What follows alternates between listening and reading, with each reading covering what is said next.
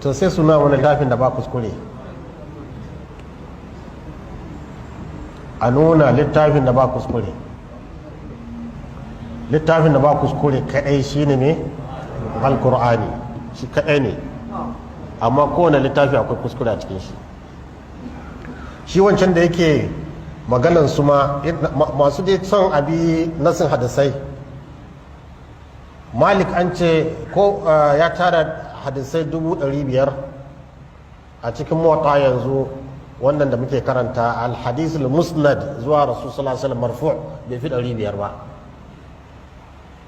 Aka ce ana tsoron da ya ƙara rayuwa da ma azhaba kulluha, dan da'an suka na ilimin sanin wannan hadisi yana da wani gurɓataccen abu. In ka duba Bukhari hadisan da ya tara, amma 3,000 suka inganta sahihai a wurin shi tare da maimaitawa. Ana maganar 100,000 da wani abu, amma in an tantance sai zama 3,000. Me fi yawa? Wato abinda ba sani ba, buhun yashi ne akwai kwayar, wato buhun yashi ne akwai kwayar shinkafa a ciki, ake neman shinkafan. Ba buhun shinkafa ba ne ake neman kwayar yashi. Kun gane bambancin?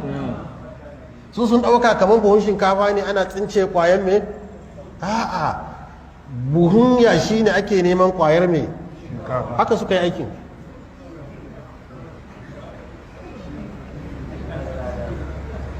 ƙaryar ta fi yawa, ƙaryar ta fi yawa, kuma hadisi kuma zama sahihi, akwai kuma muttarib, akwai maqlub, akwai sha'ad.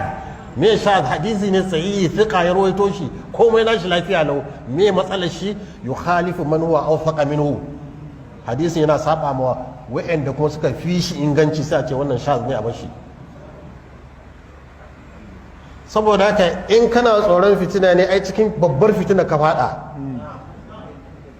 Haggar wannan su kawa'idin su al-akhdari, manya-manyan malamai, manya-manya wanda larabci ba koyan shi suke ba, a nonon uwayensu suke sha. Sannan lokacinsu babu dala,